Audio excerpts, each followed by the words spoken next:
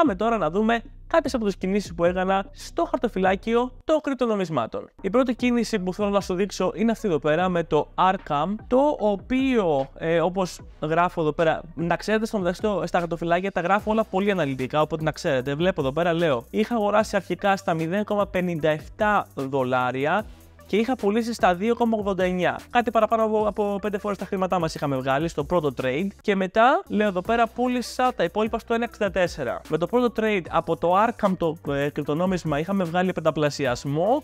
Και τώρα βγάλαμε, πόσο ήτανε, κοντά τριπλασιασμός. Τώρα, αυτό είναι ένα πολύ καλό παράδειγμα, διότι βλέπετε πως επένδυσε σε αυτό το κρυπτονόμισμα σε μια αρκετά χαμηλή τιμή, στα 57 λεπτά, και όταν πήγε στα 2,89, πάνω από πενταπλασιασμός πρέπει να είναι με τα πρόχειρα μαθηματικά μου, πούλησα, αλλά δεν πούλησα όλα μου τα κρυπτονομίσματα. Δεν τα πούλησα όλα. Όλη μου την θέση δεν την πούλησα. Πούλησα, αν θυμάμαι καλά, γύρω στο 70%. Διότι έβλεπα κάποια πιθανότητα, υπήρχαν κάποιες αρκετές πιθανότητες να ανέβει κι άλλο, πράγμα που δεν έγινε. Οκ, κατέβηκε και πούλησα τα υπόλοιπα. Πρέπει να υποθεί εδώ πέρα πως δεν είμαι μάγος, κανείς δεν είναι μάγος, δεν μπορώ να ξέρω ακριβώς το τι θα γίνει στην αγορά. Βλέπω ένα trend, ιδιαίτερα στα κρυπτονομίσματα είναι πολύ σημαντικά τα trends, δεν είναι δηλαδή σαν τις συμμετοχές, όπου οι συμμετοχές πιο πολύ έχει να κάνει με την αποτίμηση. Τέλος πάντων, ενδιαφέρουν οι δύο αυτές αγορές και αναλόγως πράττω. Οπότε, αυτά δεν ήταν τέλεια trades, θα μπορούσα να βγάλω παραπάνω χρήματα, αλλά τα νύχια μου δεν μυρίζουν και πάντα θα υπάρχουν αναπομπούλες και πράγματα που δεν τα περιμένεις. Όπως και να έχει όμως, ένας πενταπλασιασμός και ένας τριπλασιασμός νομίζω δεν είναι καθόλου άσχημα. Πάμε τώρα και σε αυτήν την την κίνηση, η οποία αναφέρεται στο Pangolin. Η μέση τιμή αγοράς που είχα ήταν στα 11 λεπτά, επειδή στο συγκεκριμένο έκανα αρκετές αγορές. Πίστευα δηλαδή ότι θα κατέβει, εν τέλει δεν κατέβαινε. Οπότε έκανα αρκετές αγορές στα 10 λεπτά, στα 11 λεπτά, στα 11,5 λεπτά, ξέρω εγώ. Νομίζω έκανα και κάποιες αγορές στα 12 λεπτά. Οπότε η μέση τιμή ήταν 11 λεπτά και πούλησα στα 30 λεπτά. Άρα στο περίπου τριπλασιασμός. Και αυτό στον ίδιο μήνα, δηλαδή στον Ιούλιο, και αυτό το trade για κάποιον λόγο άρεσε πολύ στην κοινότητα που είναι στο κρύπτο χαρτοφυλάκιο. By the way, αν δεν είσαι ιδιαίτερα στα κρυπτονομίσματα, πρέπει να μπεις όπως και να έχει. Εδώ πέρα, geos.com/crypto portfolio να πας.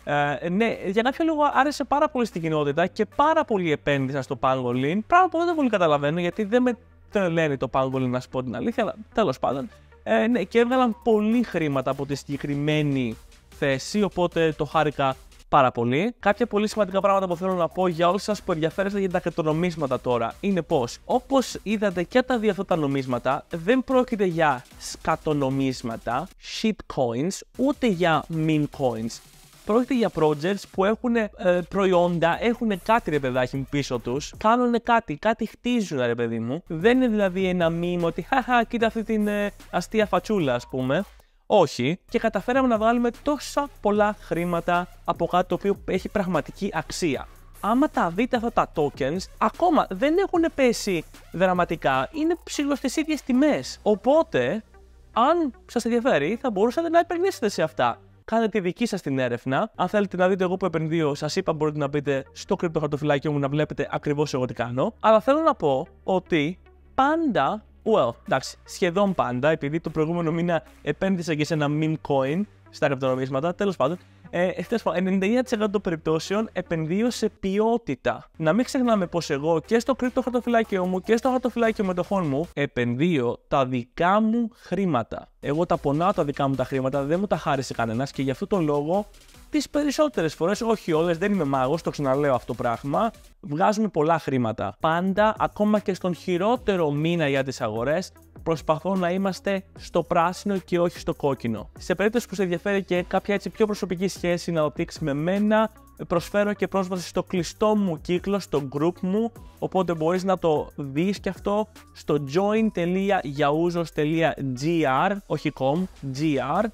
Οπότε μπορείς να μπεις στο δικό μου προσωπικό group, να έχεις μία πιο εξατομικευμένη και άμεση επαφή μαζί μου. Είναι καινούριο αυτό, μόλις τώρα το έχω λανσάρει Υπάρχουν περιορισμένες θέσεις, θα τις δεις στο site, πήγαινε join.yaoulos.gr. Ελπίζω να σε δω εκεί πέρα. Είναι περιορισμένες θέσεις όπως είπα και πριν και το έχω κάνει επίτηδες γιατί δεν θέλω να είμαστε πάρα πολλά άτομα. Θέλω να έχουμε ένα ωραίο, μικρό σχετικά group, αλλά ενωμένο. Ο ένας να βοηθάει τον άλλον και να πορευόμαστε μαζί. Για τους περισσότερους, αυτήν τη στιγμή που μιλάμε, τα κρυπτονομίσματα θα σου βγάλουν λογικά λίγο παραπάνω κέρδος αυτήν την περίοδο. Κατεβαίνουν και τα επιτόκια από την Κεντρική Τράπεζα της Αμερικής, οπότε έτσι περιουσιακά στοιχεία τα οποία έχουν πιο μεγάλο ρίσκο, όπως τα κρυπτονομίσματα, πιστεύω θα ανέβουν πάρα πολύ.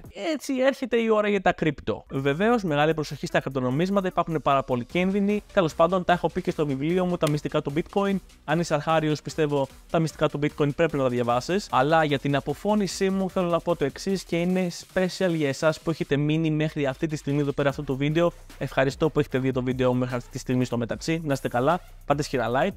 Λοιπόν, δεν επενδύουμε για να λέμε «Α, ναι, κρύπτο, ή ξέρω εγώ, χρηματιστήριο, λες και είναι Ολυμπιακός Παναθηναϊκός ΑΕΚ». Όχι. Η δική μου πεποίθηση και άποψη είναι πως πρέπει να είμαστε σε όλες τις αγορές, να προσπαθούμε δηλαδή να μαθαίνουμε και τα νέα πράγματα που γίνονται, διότι έτσι βρίσκονται εκεί οι ευκαιρίες. Παιδιά, δεν είμαι μάγος, το ξαναλέω, το έχω πει 10 φορές αυτό το βίντεο, δεν είμαι κανένας μάγος, δεν μου έρχονται οι ιδέες για κινήσεις έτσι ουρανοκατέβατες. Κάθε μέρα ρίχνω ανάλυση, αποτίμηση στο χρηματιστήριο και γενικότερα είναι μία, πώς να το πω, έχω αναπτύξει μία τεχνική που αποφέρει καρπούς κάθε μήνα. Πλέον από τις επενδύσεις μου, εδώ πέρα και αρκετά χρόνια, βγάζω πολλά παραπάνω χρήματα από οτιδήποτε άλλο κάνω. Οποιαδήποτε μου επιχείρηση βγάζει πολύ πιο λίγα χρήματα από τις επενδύσεις μου. Και αυτό είναι πολύ ευχάριστο. Αυτό δεν μπορούσα καν να το σκεφτώ κάποια χρόνια πριν. Είναι όμως ένα skill, είναι μία δεξιότητα να το πω έτσι, όπου αποφέρει καρπούς. Μην νομίζεις ότι θα ξεκινήσεις τις επενδύσεις και σε ένα μήνα ή έστω σε ένα χρόνο από τώρα θα είσαι ο expert που θα κάνει